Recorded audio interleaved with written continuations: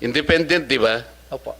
Ba't kinakailangan siyang humingi ng tulong sa mga fiscal ninyo, prosecutors? That is not being independent. Okay. Tama? We submit to your wisdom, Your Honor. Of course. Kasi nga, tingnan mo yung creation niya. It should be an sa pangalan pa lang, independent, ano na yun, Che? ICI. Independent Commission on Infrastructure. Pag binasa mo yung kanyang mga powers, di ba, this is something that also the senators will, one way or the other, discuss probably in the course of time. Sabi niya, upon request, it can obtain information from the House of Representatives, the Senate, the courts, the Ombudsman, and other authorities. So paano yun? Bakit ka independent? Ang dami mo namang nagre-request ka kung kani-kanino eh.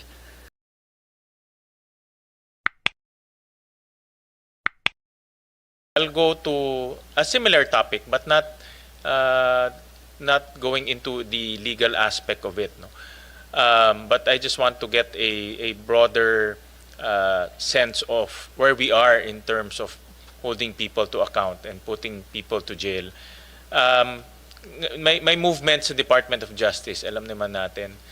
Si Secretary Remulla ngayon nasa Ombudsman at ngayon may bago tayong kalihim, may bago tayong secretary, and then may ICI na binuo. No? So, what is the role now of DOJ, the role of ICI, and the role of Ombudsman in this quest to hold people to account and put people in jail, those who transgressed our laws? So, anong ngayon ang role ng Department of Justice in, kasi parang may added body, no, yung ICI, no? So paano yung tong interplay or anong mga roles nitong bodies Okay. nito? Ang basic po ng paghabol po sa mga tiwaling lingkod bayan na hindi tumutupad sa kanilang tungkulin sa batas ay nakaatang mayorya sa Ombudsman. Noong 2012 po, merong Memorandum of Agreement ang DOJ at Ombudsman kung saan nagkaroon ng sanipuwersa, paano mausig, paano mapanagot yung mga tiwaling lingkod bayan. At base po dito sa MOA na to, nagkaroon po ng hatian ng trabaho. Yung po yung case build up, pagpo-prosecute para po dun sa salary grade 26 and below, yung po ang napaatang sa DOJ.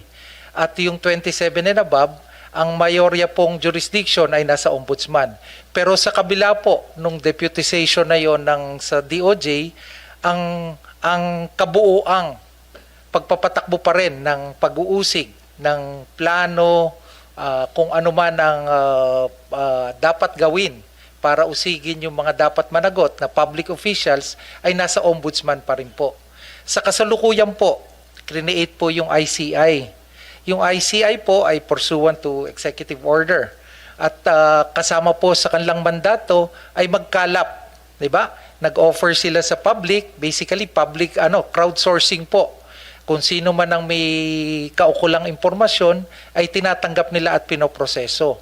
Dahil nga po na-appoint na at nag-assume na ang ating bagong ombudsman, ang lahat po ng aming mga findings sa DOJ, meron din po kaming task force on this flood control. So lahat po ng findings namin ngayon, lahat po ay ipinapasa namin sa ombudsman, no? Kasama na po, referral po lahat sa ombudsman. Kasi sa ilalim po ng mandato ng ombudsman ay ang opisina po ng ombudsman ang may pangkabuoang kapangyarihan at mandato para usigin yung mga iba't iba pong dapat managot.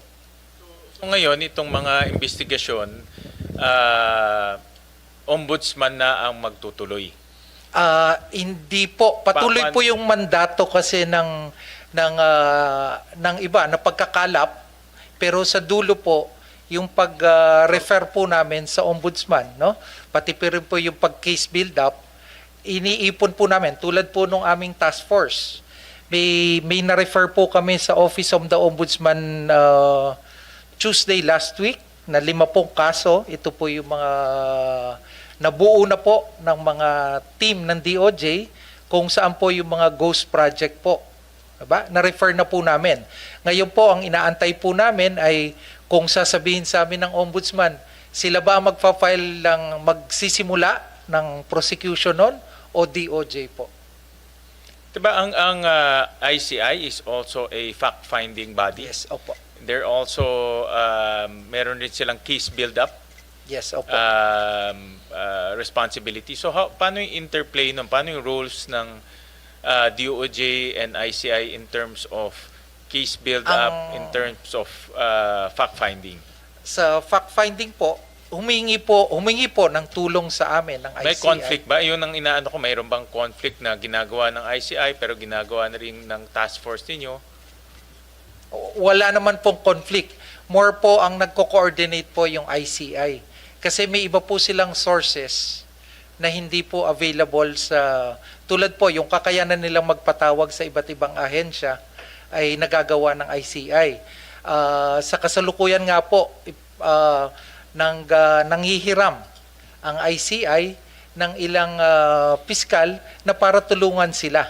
Dahil ang may kakayanan po na magbalangkas ng mga ebidensya na naiipon at impormasyon ay ang mga na atin pong mga kasalukuyang mga taga-usig. So ito po yung magkabilang tulungan po na amin pong binibigay para sa ICI. Sir, Yeah, yes, go ahead, Senator. akala ko ba ang ICI is an independent body? Pagka independent, gagawin niya sa sarili niya, di ba? Tama. Opo, ang ano po is yung Teka pagtulong. muna, Opo, sumagot ka lang. opo, Senator. Independent, di ba? Opo. Ba't kinakailangan siyang humingi ng tulong sa mga fiscal ninyo, prosecutors? That is not being independent. Okay. Tama? We submit to your wisdom, Your Honor. Of course. Kasi nga, tingnan mo yung creation niya. It should be sa pangalan pa lang, independent, ano na yun, Che? ICI. Independent Commission on Infrastructure. Pag binasa mo yung kanyang mga powers, di ba, this is something that also the senators will, one way or the other, discuss probably in the course of time. Sabi niya, upon request, it can obtain information from the House of Representatives, the Senate, the courts, the Ombudsman, and other authorities. So paano yun? Bakit ka independent? And dami mo namang nagre-request ka kung kani-kanino eh. Can the Senate refuse, for example? In observance of the separation of powers. Halimbawa, nag-request siya, address to the Senate President. Wala pa kaming choice. Because there are institutional boundaries. We need to exercise the system of checks and balances. So sasabihin niya, Independent Commission on Infrastructure. Paano kang independent and dami mong kinakasangkapan, hingi ka ng hingi? You should obtain the information by yourself, all alone. Yun ang independent. Tama? Yes, Your Honor. Okay. May I continue, Mr. Chair? Oh, yes, go ahead, Mr. Senator Marco. You're familiar with the now famous statement, sometimes you have to bend the law to please our people. You're familiar with that? Not so familiar with that, Your Honor. How come you're not familiar with that?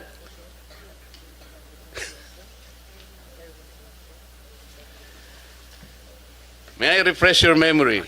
Yes, thank you, Your Honor. We were talking about, this issue of restitution and blah, blah, blah. Hanggang dumating yung isang point where one of us made a suggestion. Sometimes we have to bend the law in order to please the people. And he asked the former Secretary of Justice for affirmation. Am I correct, Mr. Secretary? And the Secretary said, yes, sir. You agree with the affirmation of the Secretary of Justice? I do not agree. Thank you. I do not agree because basically in implementing the law, there are positions you can take. But bending the law is not one of them, Your Honor. Buti na lang ganyan ang sinagot mo. Kasi sa ibang mga interview, sinasabi niya, bending the law is okay, basta wag lang breaking the law. How can you accept that kind of statement? You cannot bend the law. No one is above the law, sabi pa nga natin. And the overarching principle in the promulgation of our Constitution is upholding the rule of law. No one should bend the law. Not even in imagination. Mahirap po yun eh. Kasi kung sinabi mong you agree, ang dami po kasi nagte-text sa akin, Yusek Andres. Ganyan pa lang ginagawa sa mga taxes na binabayad namin. Mga buwis namin eh. Hirap na hirap kami, mga halos dugo, pawis. Minsan may kahalo pang sipon eh. Makapagbayad lang kami ng tamang buwis sa ating pamahalaan bilang mga patriotic na citizens. Pwede mo ba, sir? Sabi nila sa akin. Ilaban mo naman kami, yung 2026, wag na muna kami magbayad ng tax. Because somebody said, sometimes we can bend the law to please the people. I may be able to please them, Secretary. Kasi yun ang text nila eh. Can I say yes to them? Can I? You Thank you.